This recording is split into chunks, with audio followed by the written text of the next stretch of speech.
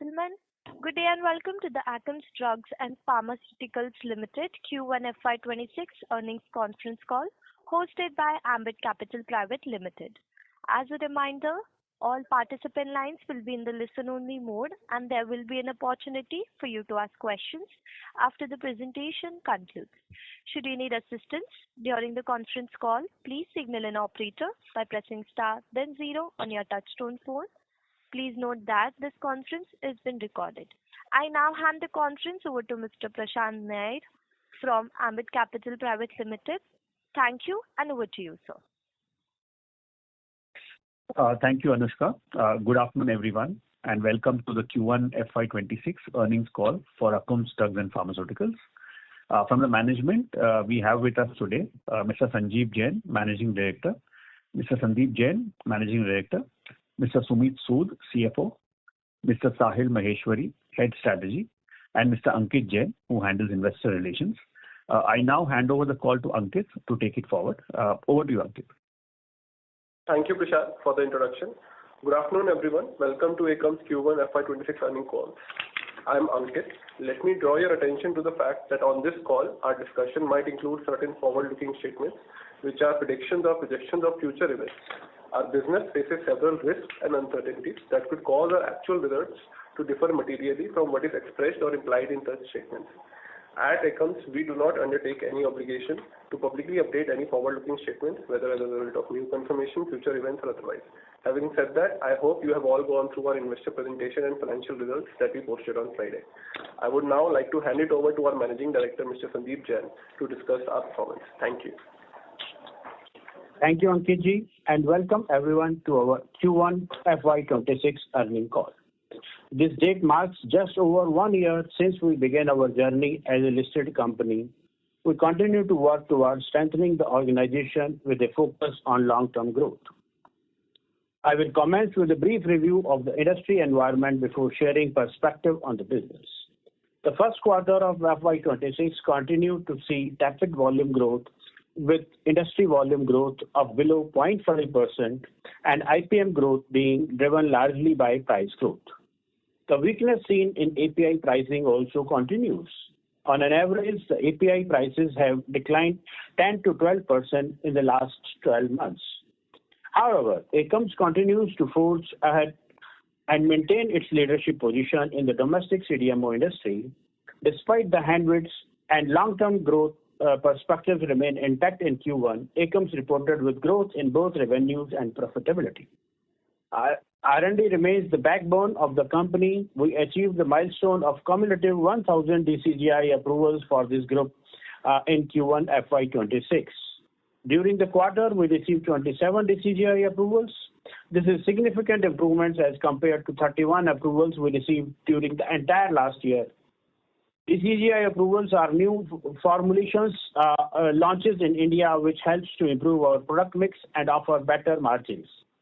As the competition is limited, during the year we received DCGI approvals for trelagiptin tablet, relugolix tablet, dapagliflozin plus linagliptin plus metformin tablets, nefetifine cream, including others.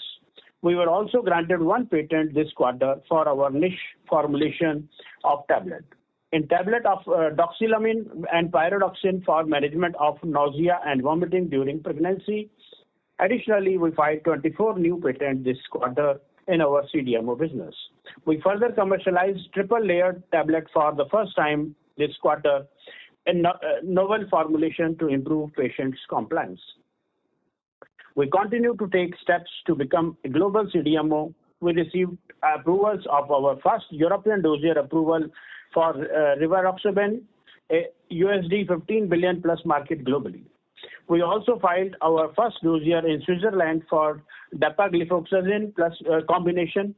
We received the Anvisa Brazil approval for our injectable plant 3 and GMP Russia for our hormone plant 4. The progress of our European contract continues to be on track. This includes product development, scale-up, plant upgradation. The European GMP audit for the plant is expected this quarter. We will begin commercial supplies from April 27. As informed during the last call, Akums has received 100 million euro as part consideration for the European contract this quarter. Consequently, our cash surplus stands around at 1,518 crore. The strong liquidity position provides a robust foundation for Akums to strategically scale up its business operations through both organic growth initiatives and inorganic opportunities. Our recent capex on newer facilities have started to ramp up. We are gaining traction on our dedicated Panam facility as well as our second dedicated injectable facility.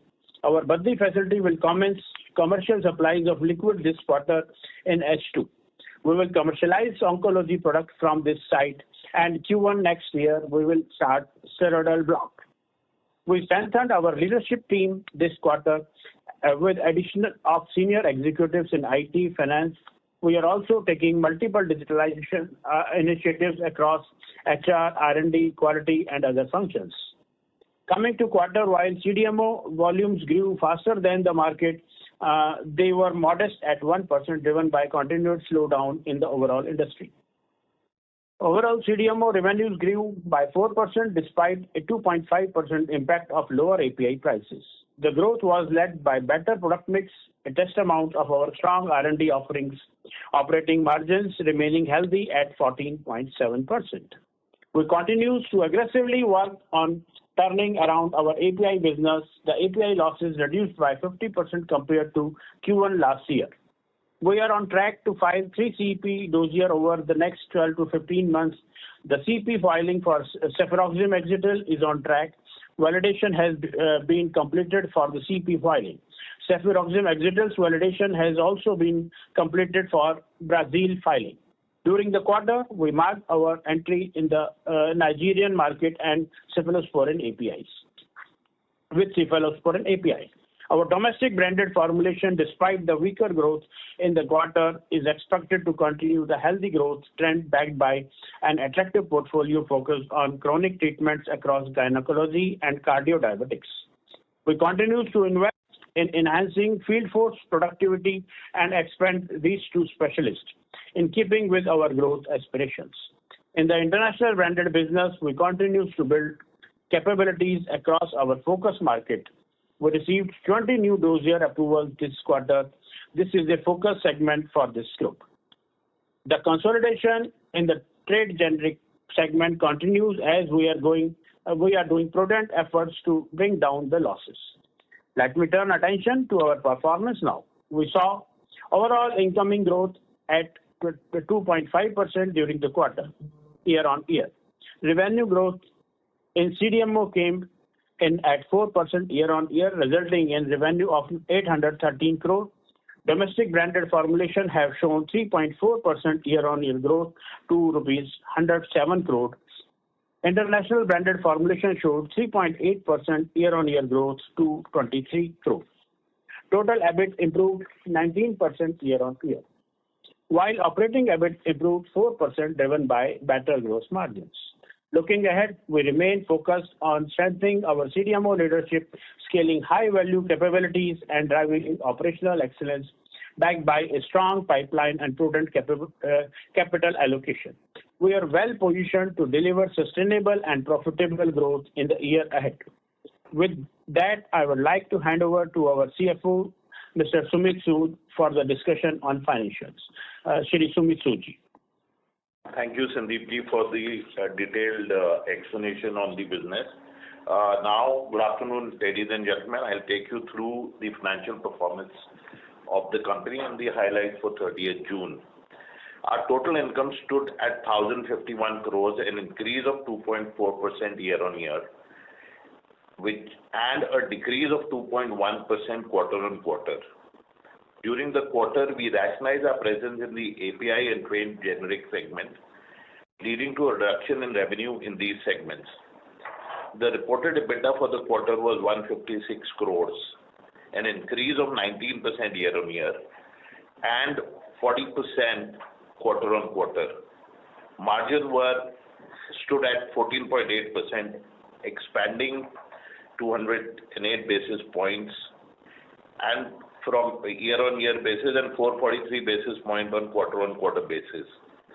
If we look at the EBITDA without the other income, which is on account of interest income that the company had on the amounts Sandeepji just mentioned, which was our net surplus, the EBITDA stood at 129 crore, an increase of 4% and a 37% growth, which is on quarter-on-quarter basis. So the adjusted EBITDA margins were at 12.6%. Overall, the adjusted PAT stood at 65 crore, an increase of 13% year-on-year and an increase of 48% quarter-on-quarter. I will now take you to the segment-wise financial performance. And if you remember, we've broken this up into 5 segments, and that is where the CDMO, the branded formulation, exports, trade generic, and API. The CDMO revenue stood at 813 crores, an increase of 4% year-on-year, and a decrease of 3% quarter-on-quarter. Revenue remains modest due to continued decline in API prices. EBITDA for the quarter for the CDMO business was 119 crore, a decrease of 1.4% year-on-year, and 35%, an increase of 35% quarter-on-quarter. The company was able to maintain the EBITDA margins of 14.7%, driven by improved product mix.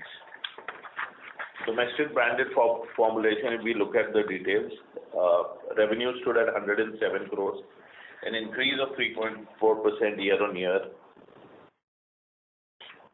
and 3.7% quarter-on-quarter. EBITDA for the quarter was 16 crores, an increase of 18% year-on-year and a decrease of 29% quarter-on-quarter. Overall, EBITDA margin for the year is expected to remain similar to last year at around 18%. International branded formulation, the revenue stood at 35 crores, an increase of 2.4% year-on-year and a decrease of 12%. Despite the weaker growth, we continue to expect high teen growth in this segment for the full year. EBITDA for the quarter stood at 8 crores, an increase of 8% year-on-year and a decrease of 8% quarter-on-quarter. EBITDA margins remain healthy at 23%. The revenue for the API business stood at 45 crore, a decrease of 35% year-on-year and 10% quarter-on-quarter. As mentioned in the previous quarter, we are keeping our focus on only the few molecules with higher gross margins. EBITDA for the quarter stood at -6 crores compared to 12 crores, which was in the last quarter. We continue to work on cost optimization. Trade generic revenue stood at 23 crore, a decrease of 21% year-on-year and an increase of 4% quarter-on-quarter. As mentioned earlier, our focus is on rationalizing the underperforming units while retaining the profit-making ones. EBITDA for the quarter stood at 5 crores negative as we continue to take certain provisions in this segment. Our current exposure on inventory and receivables is at 54 crores and our working capital investment is 18 crores. Our balance sheet is very healthy, as you would have all seen.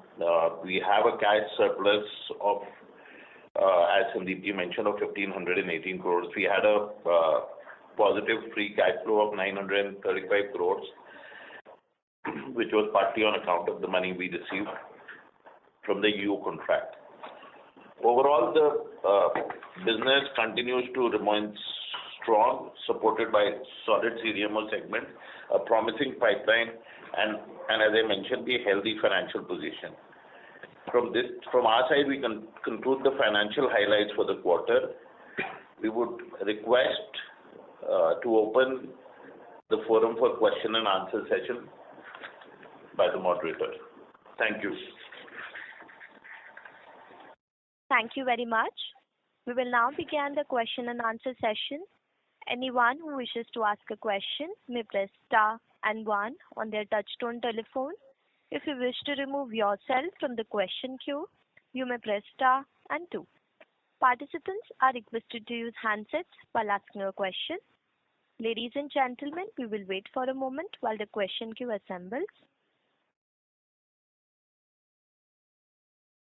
We take the first question from the line of Rehan Syed from Trinetra Asset Managers. Please proceed. Good afternoon to the team, and thank you for giving me the opportunity. So I want just two clarifications on the two questions of mine. First, on the EU dossier approval side, am I audible, right? Okay, yes. Your voice is not very clear. Now, sir, am I audible clear? Yes, we would request you to speak slightly slowly so we can get you.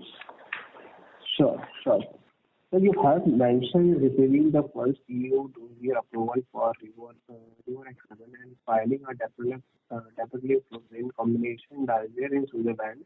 So could you share the expected revenue potential from this launch over the next 3 years? How the commercialization pipeline looks beyond April 2020? Sure. So I am Sahil. Right. So should I go question by question, or do you wish to shoot up the second one as well? As I wish. Can I add my second question also? Sure. Yeah. So my second question is on the R&D side. On the R&D, Akums has a diversified portfolio of innovative dosage forms. Which two or three technologies do you expect to see the strongest customer adoption in the next 12 to 18 months or going forward? Sure. This is my question. On the European doses, as we have a strong pipeline of over 4,000 molecules, right, formulations in India, we have started building a pipeline for the European market. So as we speak today, we have over 15 products which are in various phases of pipeline, right? The first one, which was on Rivaroxaban, has got approval. Hopefully, this calendar itself, we should be able to commence the commercial supplies of that order as well, right? This is, as you know, we don't still have a field force in Europe, right? So this is still based upon large companies or large distributors or players who participate into regional or national tenders to get us the order, right? So I cannot really put down a number of what will be the overall size, but Rivaroxaban, which is Xarelto, is a large molecule globally, right?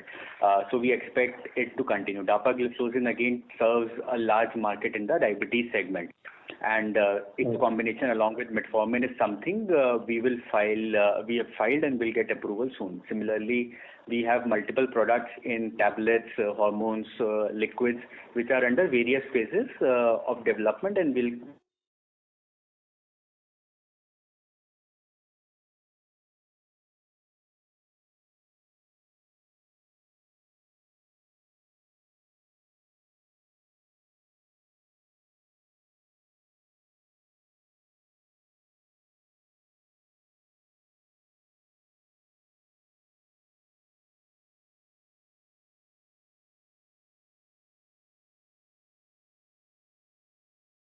In order to ask a question, please press star and 1 on their touchtone telephone.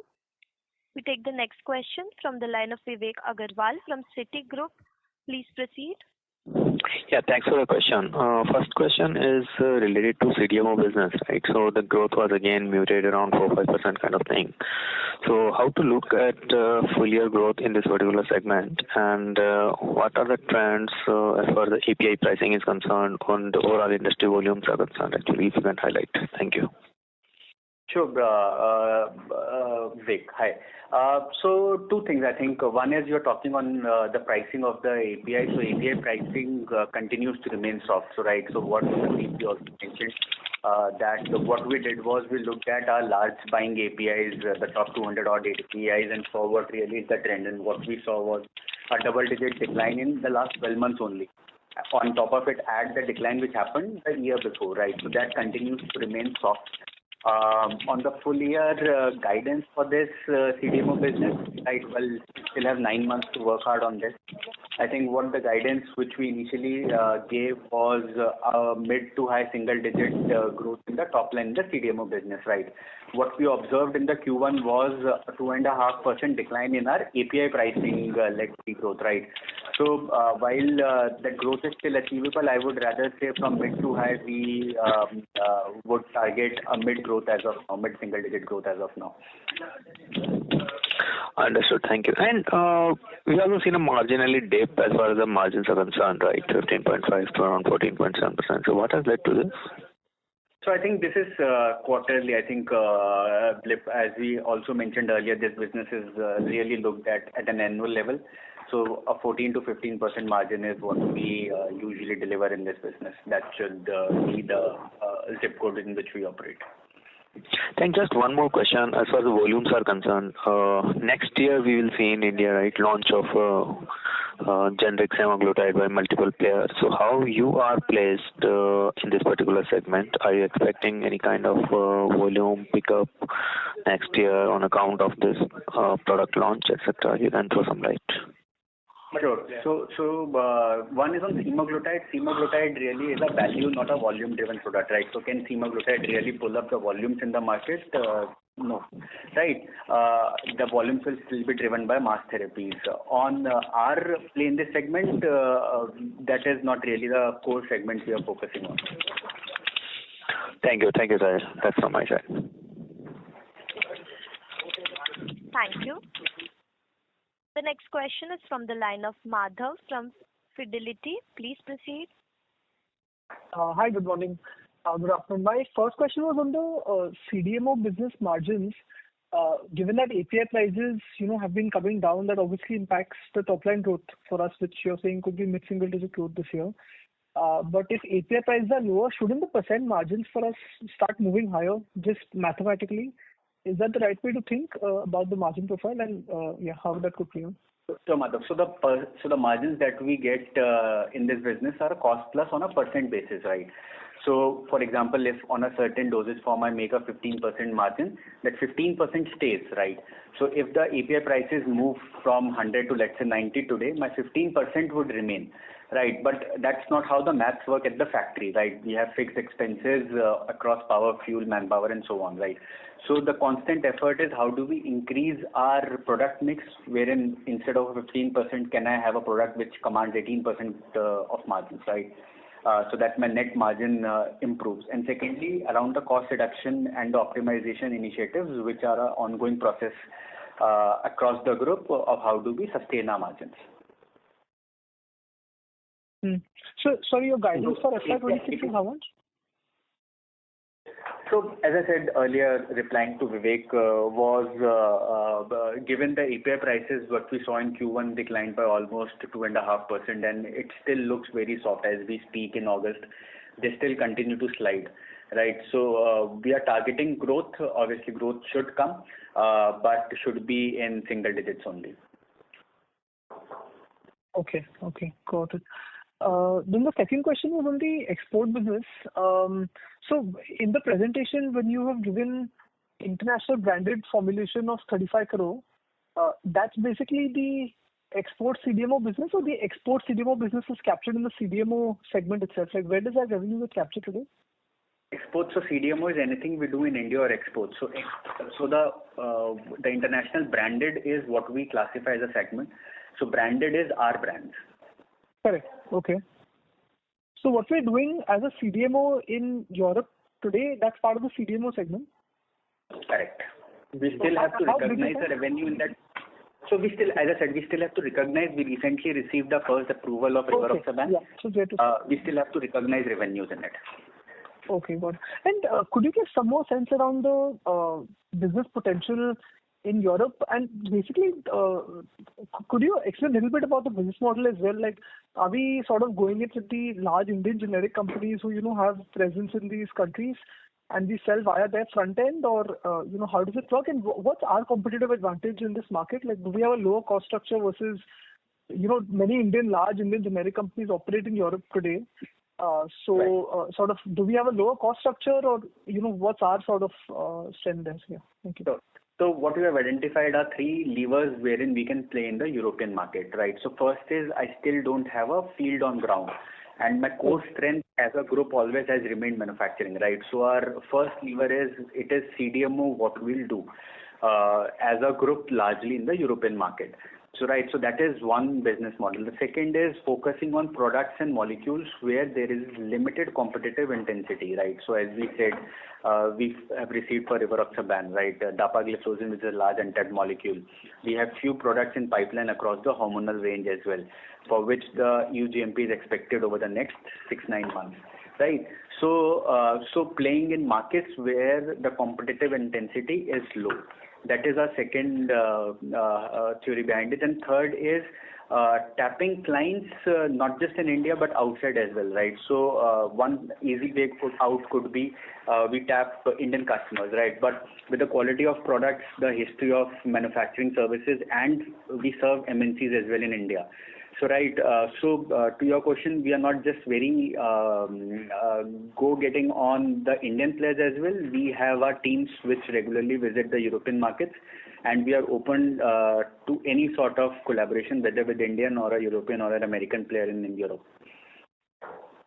Yeah, but do we have a stronger cost structure to supply? Because like the molecules you mentioned, like dapagliflozin, etc., they're very large molecules. I'm sure many generic companies would be targeting such opportunities in Europe. So obviously, so we this is all backed by a strong cost a strong cost advantage that we drive. Okay. And just last question, if I can, on generic semaglutide, which obviously could be more of an injectable kind of play. So are you saying that when generic versions of this product get launched next year, are we planning to be in this product at all, or we will not focus on this product? Just wanted to understand how we position for it. Thank you. Right. So no. So this is not a core segment for us. So we're not planning to be also, I think. Right. So the reason also I'll say, because this is a question which comes again and again, I think there are two reasons for it. One is that most of the Indian formulation players are doing it in-house only, right? So the total addressable market for a CDMO gets squeezed down. That is one which limits my business case to set up a cartridge facility maybe. Okay. Right. So while we'll see how this market moves and grows, if necessary, we'll probably do 1 or 2 years down the line. And then decide how do we capture this market. But as of today, this is not the priority one molecule for us. Okay. And if I can just one more follow-up here, in the domestic CDMO business which we have of like 3,200 crores last year, how much of this was anti-diabetes therapy for us, where we do the SGLT2s, DPP4s kind of therapies? So Madhav, honestly, so in our SAP we tag brands and not even molecules, right? So then it has to be tagged to therapy. So while we don't do it, what we did during our IPO times, I can probably share that this completely reflects the IPM only. So whether it is anti-infective, gynae, cardio-diabetes, it is largely within the plus minus 10% of a therapy which is there. Understood. In the IPM. Understood. Okay. Yep. Thank you. Thank you. Before we proceed with the next question, a reminder to the participants, in order to ask a question, please press star and 1. The next question is from the line of Avnish Burman from Vaikarya. Please proceed. Yeah, hi. Thanks for taking my question. One is on the European filing. Sahil, if you can just explain how the MRP process works, if you can, the mutual recognition process. How does that work in that geography? Sorry, can you please repeat? I did not fully understand your question. So there is a MRP process there, mutual recognition process, where if you get approval from one member state, then you can use that to apply to various other member states. Yes. So understood now. So yes, so that is there. So once you get it, it is dependent on country to country. So some countries you have to have a local QP release, right? So that is where you need a local pharmacist to do it. And other countries, they accept it, right? But it gets extremely swift and easy once you get approval from any of the countries which accept the EU GMP and the doses, right? Including the non-EU states like Switzerland. So once we receive approval, everything falls in track. So it's an additional, for some countries it is 5,000 euros, 10,000 euros and so on.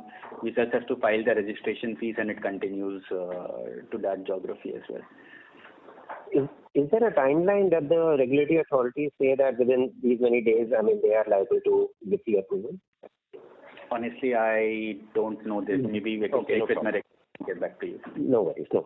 Second question is that when you are filing in Europe, I just wanted to understand what model you're following. I mean, are you like filing your own dossiers and then partnering with a distributor, or you're partnering with a front-end pharma company? And, between these two models, what is the basic difference? Sure. So, if you remember, 2 board meetings back, we got approval to set up a subsidiary in Europe. Right, we already in the UK market, which is post-Brexit, out of the European Union, and in Europe. So we'll follow 2 models. One is where we do a co-development with the client, right, wherein the dossier will be owned by the clients in certain geographies, and in rest of the geographies we will have the dossier. And for some dossiers, the MA will be exclusively held by us. The current one which we received is with the partner model, but gradually as we proceed and will have a larger portfolio, the MAs in the Europe will be held by us. We already have a company, Akums Healthcare UK, registered, wherein we will leverage to register the MAs and then tap the local large companies, distributors, tenders to scale up the product. Okay, so in the cases when the MA will be held by you, how will you market the product? Will you give it to the distributor, or how do you plan to basically sell the product? So this is so there can be no one answer to this, honestly. So depending on the country, depending on the product type, depending on how much is the private label offtake, maybe at the booths or other pharmacy stores, this might differ. But the bottom line remains that we will have to maximize the uptake from that product. Okay, thank you.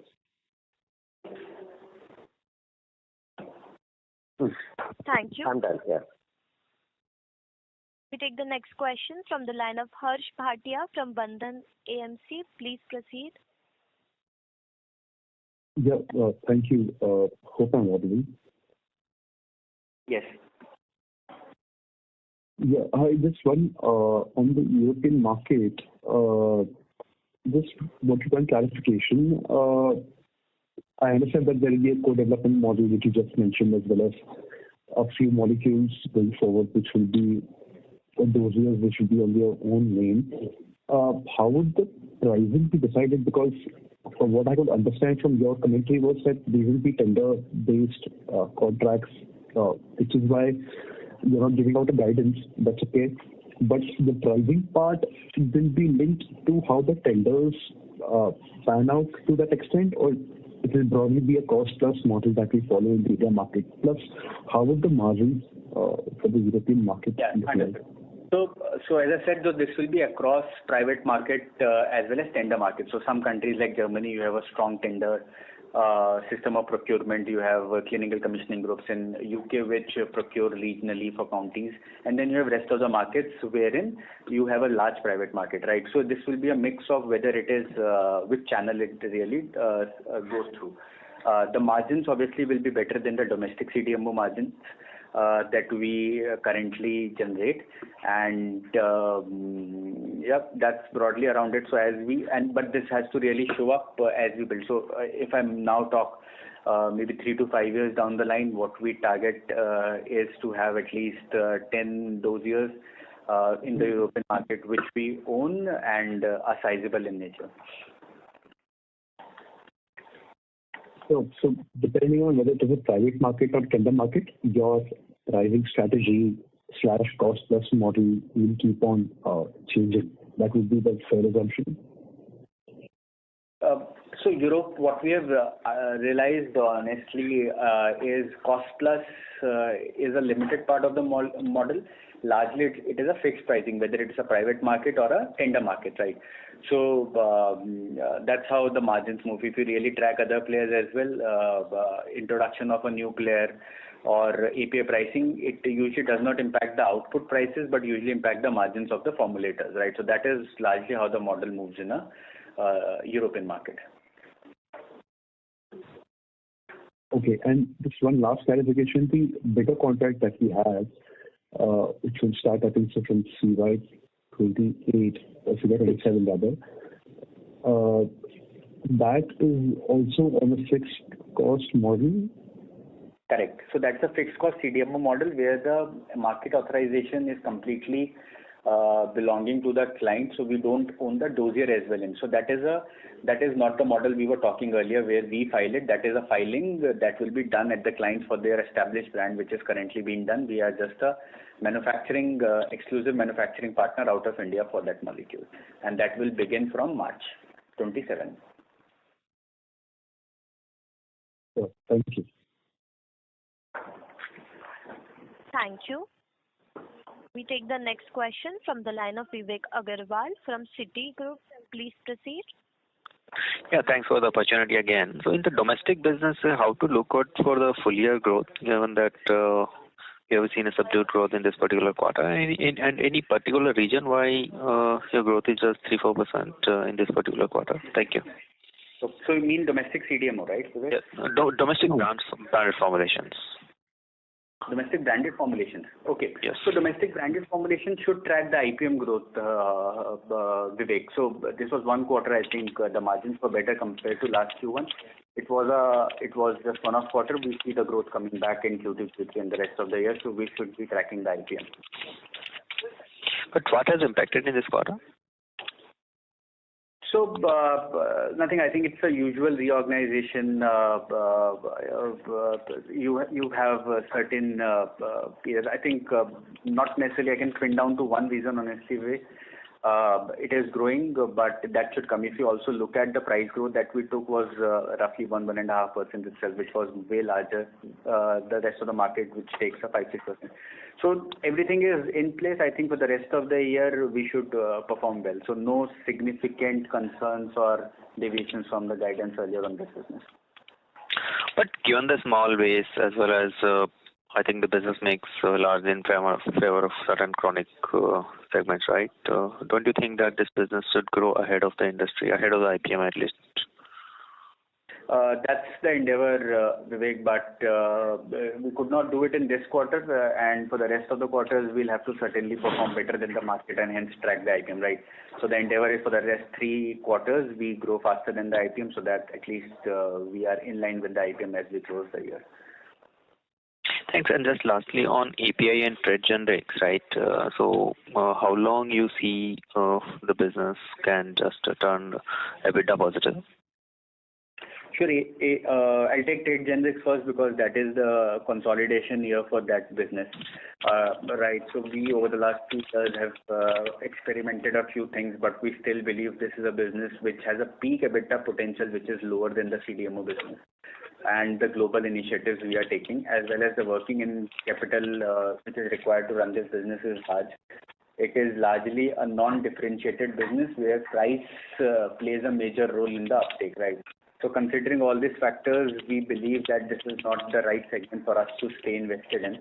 And hence, trade generics, gradually we are bringing it down. We might retain 1 or 2 business units within this, but those should be profitable and no more bleeding. Right, so that is on trade generics this year. API business, as we mentioned, we have some global aspirations. We are filing the European CPs. We are also doing work in Africa and LATAM. Right, the domestic cephalosporin prices continues to be a concern. This is driven by extensive price or margin erosion, which players are resorting to gain in a market which has seen no volumes. right? We also did the assessment of how our yields conversion norms are there, and we are pretty much in line with the market, right? So two things which will drive this business is one, global expansion, and secondly, how does the API prices gradually move up? That should be a positive point for this business. So as of now, we are still aggressive and invested in this business as we speak in FY26. Yeah, thanks. That's from my side. Thank you. Ladies and gentlemen, in order to ask a question, please press star and 1 on your touchtone telephone.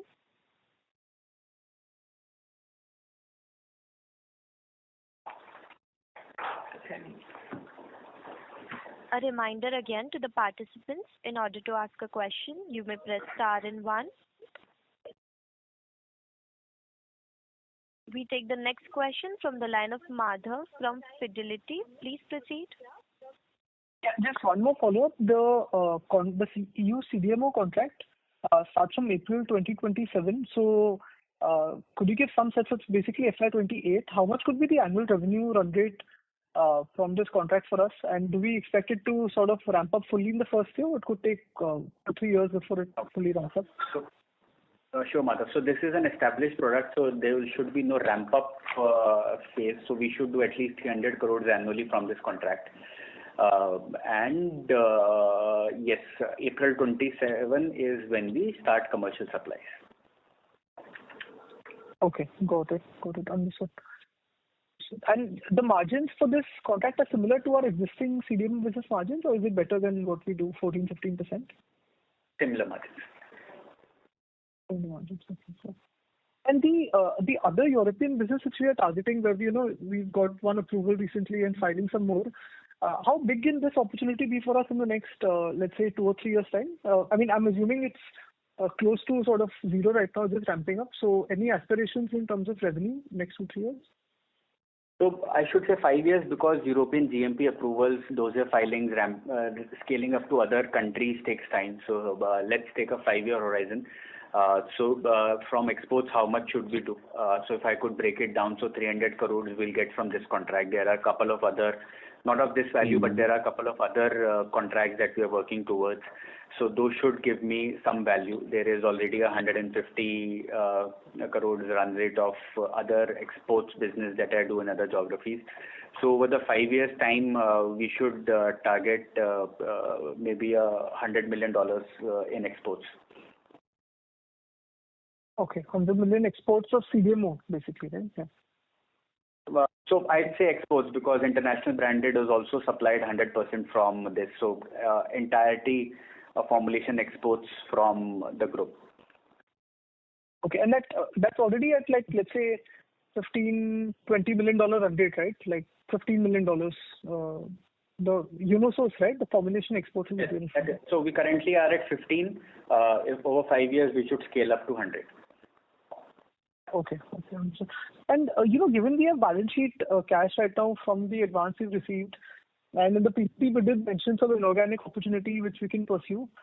What could be the framework? I mean, what kind of acquisitions we can look at? Like what fits the M&A framework for the company? Thank you. Sure. So we drilled down on multiple things. I think what finally we have selected are 2 things which we will deploy our cash inorganically. One is if we can acquire a dosage form capability we currently don't have. So there are still few dosage forms which we don't have capabilities on, and we are targeting in. Secondly, if it could give me access to other markets, right? So I have strong R&D, quality manufacturing and things. So if I get any base wherein I can quickly come launch new products and expand to global markets, that is another thing which we are looking at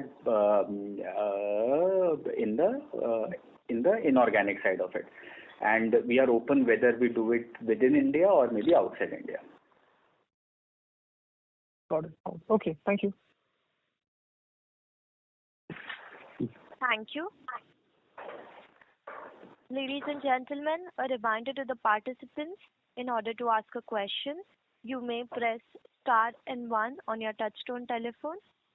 We take the next question from the line of Pranav Chawla from Ambit Capital Private Limited. Please proceed. Good afternoon, everyone. Sir, I had one question. So on GLPs, you highlighted you may not be part of it. We are not even targeting fill finish. For what? I believe we for GLPs, semaglutide opportunity in India. So I said semaglutide is something we are not targeting.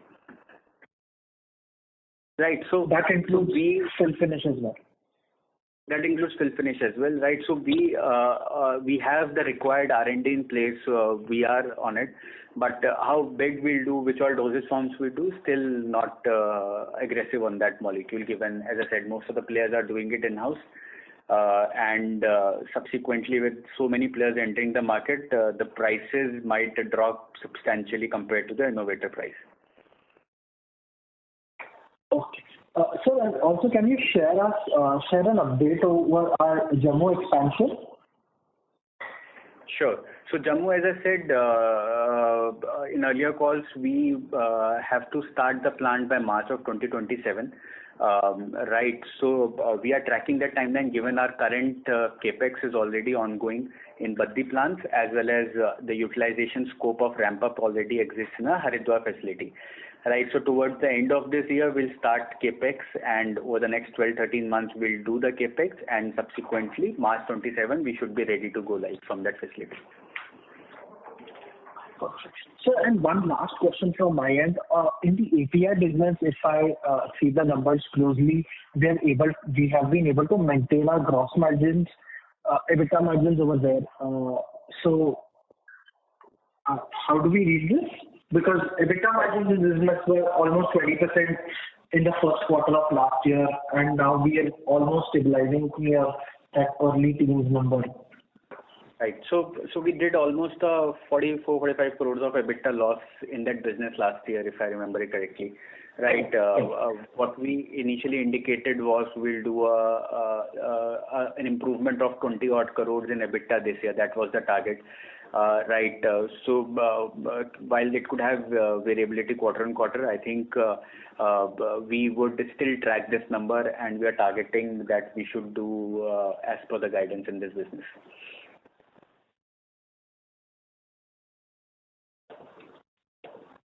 Perfect. Thank you so much. I'll get back into you, sir.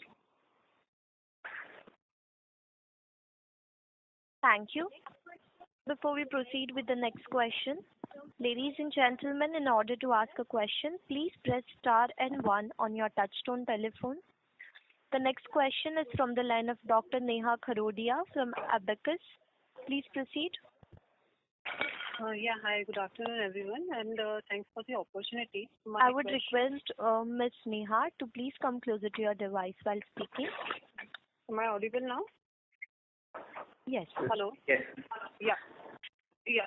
So, good afternoon. And my questions are basically around two parts of our business, CDMO and the domestic branded formulation, which is 90% of our overall business. So, for CDMO, just wanted to understand for the domestic piece that is this understanding correct that one has to look at the growth in the volume for IPM, and the other thing can be the API pricing scenario for us in that business?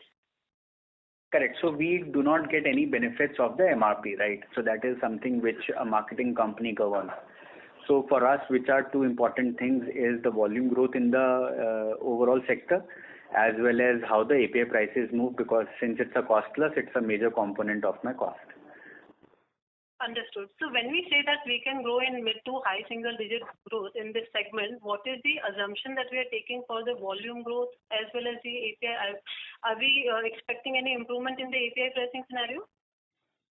So as of today, as I say, we have three levers, right? One is how my overall product mix improves, how my pricing of my product improves, and how the volume improves. Pricing is dependent on the API prices, the input material, right? So we saw minus 2.5% decline.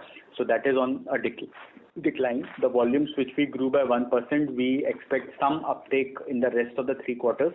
So that should drive few percent points up, and product mix is something we are constantly working. So if you really look at 2-3 quarters, that has given us an upside of 2 to 3%. So it should continue, and the product mix should contribute to the rest of the single digit growth we are communicating.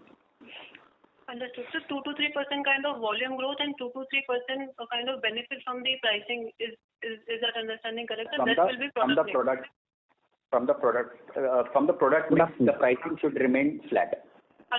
Okay. Okay, understood. And regarding the second part of domestic branded formulation business, so as earlier participant had also asked, I mean, this business is quite small for us as of now. So on the low base, why our growth was only let's say 3%, and just wanted to understand, can it not be also pricing led, and are we focusing on any particular segment for the growth? And secondly, on the margin part, so if I look at the margin, the margins are similar to the CDMO business. So intuitively one feels that probably in the domestic branded formulation business one can have a better margin in this business. So how should one look at the margin for this particular segment going forward on a steady state basis? So you asked on margins and growth. So margins, if you really look at the quarter one last year, they were tracking around 12 to 13%, which have improved to 14%+. As we move ahead in this business, the sales and the margin profiles increases because a lot of fixed cost gets leveraged, right? So Q2, Q3 performs well, right? So as we speak, which was there, the CFO was also mentioning about in his opening remarks that the year should remain at an 18-odd% EBITDA margins. So this is certainly better than the CDMO domestic margins that we currently generate. On the growth, as I said to the earlier participant, that this was one of quarters wherein we did not take price hikes, as well as the primary was lower, but we should catch up over the next 9 months in this business. Understood. So in the next 9 months, we are expecting to be able to take some price hikes. Is that understanding correct? So that will yet to be seen. Honestly, how do we take price hikes, because that will be our SQ to SQ driven. But as we move closer to H2, we should be able to better understand how the growth dynamics work in that business. Understood. But current environment, how is it looking? Do we feel that can be possible, or it looks difficult and it will be more of, again, volume and new launches driven? So price growth honestly is in our hands only, which is as per the government norms of how do we grow. The DPCO portfolio for us is extremely limited. We largely have a non-DPCO price controlled chronic oriented portfolio. Right, but as we scale up, almost half of the sales that we generate is from non-metros, which we also reflected in our Q4 presentation last year, right? So a lot of things on doctor perception, prescription uptake, your target pool, your current pricing in the market. So all those things play in before we really make a decision to hike the prices, right? So that's the reason we still have to see how do we do in Q2 before we take a conscious call on it. Understood. So just to understand it further, so there is a likelihood that our margins, if the growth does not come, can remain in the range of about 15-16%. It can be slightly lower than what we have guided. And let's say if we are able to take the price hike, then we can maybe deliver at the level that we are expecting or guiding. I'll just realign it. So price hikes is a positive for this business. The business should continue at an 18% EBITDA margin. Understood. Okay. Thanks so much.